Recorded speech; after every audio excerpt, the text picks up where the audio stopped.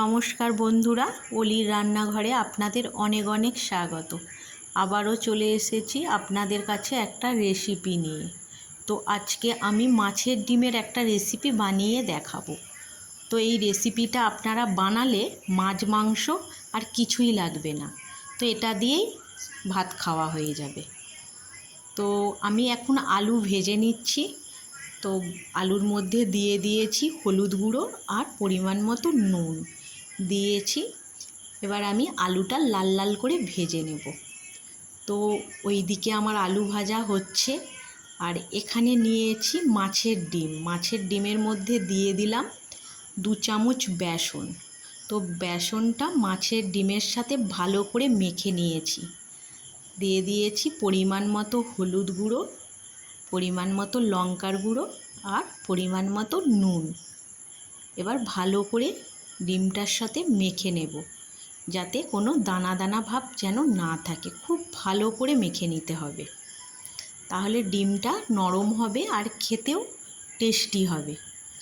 তো আমার আলুটাও ভাজা হয়ে গেছে আপনাদের সাথে কথা বলতে বলতে।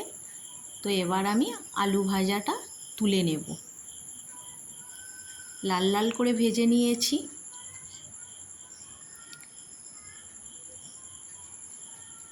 আলু ভাজা তুলে নিয়েছি। এবার কড়াইয়ের মধ্যে কিছুটা সর্ষের তেল দিয়ে গরম করে নিয়েছি। এবার আমি মাছের ডিমের বড়াগুলো ভেজে নিচ্ছি। তো আমি একসাথে সব বড়া ভাজবো না, তো আমি দুবার ধরে ভাজবো। একসাথে সব ভাজতে গেলে সব জড়িয়ে যাবে। তো আমি গোল গোল করে দিয়ে দিচ্ছি। আপনারা চাইলে একসাথে ডিমটা দিয়ে দিতে পারেন কড়াতে, তারপর আপনারা পিস কেটে নিতে পারেন, সেটা করলেও হবে। তো আমি এখানে গোল গোল করে নিয়েছি। তো ডিমটা আমি উল্টে পাল্টে লাল লাল করে ভেজে নেব।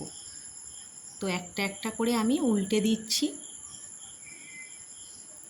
তো উনানের আঁচটাও কমানো আছে। খুব জোরে জাল দিলে বড়াগুলো তাহলে পুড়ে যাবে আর ভেতরটা ভালোভাবে হবে না, নরম থাকবে। তো আমি লাল লাল করে বড়াগুলো ভেজে নিয়েছি, আর বাকি বড়াগুলো ওই একইভাবে ভেজে নেব। এবার দিয়ে দেব আমি কড়াইয়ের মধ্যে সর্ষের তেল। তো আপনারা সর্ষের তেলে বানানোর চেষ্টা করবেন।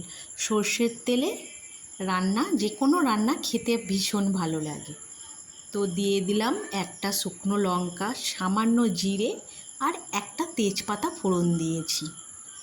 এবার দিয়ে দিলাম কুচনো পেঁয়াজ। তো আমি যে মশলাটা আগে থেকে পেস্ট করে রেখেছি, সেই মশলার মধ্যেও পেঁয়াজ দিয়ে রেখেছি, মানে পেঁয়াজটা বেটে নিয়েছি। তো পেঁয়াজটা আমার লাল লাল করে ভাজা হয়ে গেছে। দিয়ে দিয়েছি একটা টমেটোটাও ভাজা হয়ে গেছে। পেঁয়াজ আর টমেটো ভাজা হয়ে গেছে। তারপর দিয়ে দিলাম আমি বেটে রাখা মশলাটা, যে পেস্ট করে রেখেছিলাম যেই মশলাটা। তো আমি দিয়েছি আদা, রসুন, সামান্য জিরে, কাঁচা লঙ্কা আর পেঁয়াজ একসাথে আমি পেস্ট করে নিয়েছি। তো সেই মশলাটা দিয়ে আমি ভালো করে মশলাটা ভেজে নিয়েছি। তারপর দিয়ে দিলাম হলুদ গুঁড়ো আর লঙ্কার গুঁড়ো।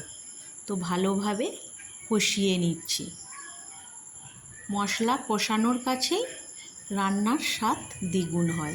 মশলাটা যতটা ভালোভাবে কষাবেন, রান্নাটাও ততটা টেস্টি হবে। তো ভালোভাবে কষিয়ে নিচ্ছি।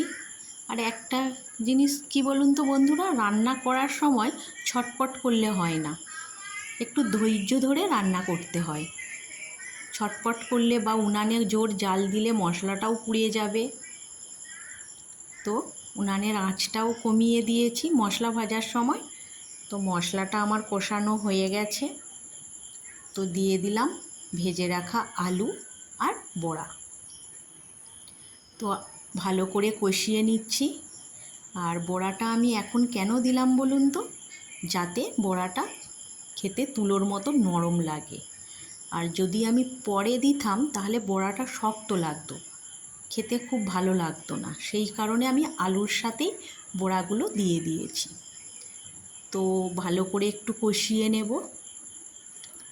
তো আমার কষানো হয়ে গেছে, দিয়ে দিলাম পরিমাণ মতো জল। তো আরও কিছুটা জল আমি দেব, কারণ বড়া জলটা টেনে নেবে। তো আরও কিছুটা জল দেব, ঘন হয়ে যাবে তরকারিটা, পরে ঘন হয়ে যাবে। আর খেতেও ভীষণ টেস্টি হবে। তো পরিমাণ মতো জল দিয়ে দিলাম। এবার আমি ঢাকা দিয়ে উনানের আঁচটা কমিয়ে দেব। তো পরিমাণ মতো নুন দিয়ে দিলাম। উনানের আঁচটাও কমিয়ে দিয়েছি, কারণ ধীরে ধীরে হবে, খুব জোরে জাল দিলে তাহলে ভালো লাগবে না।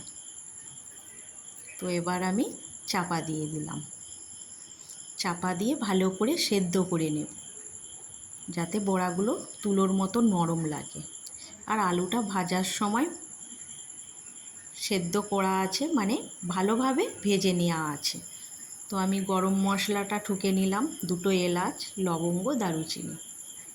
তো এখানে আমার তরকারিটা একদম রেডি হয়ে গেছে। তো আলু খুব সুন্দরভাবে সেদ্ধ হয়ে গেছে, খুব সুন্দর সেদ্ধ হয়ে গেছে। তো আমি কিছু আলু ভেঙে দিচ্ছি, আর বড়াগুলোও নরম হয়ে গেছে।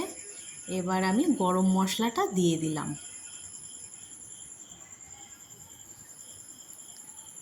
তো তরকারিটা আমি ঢেলে নিয়েছি, আর ভীষণই টেস্টি হয়েছে বন্ধুরা।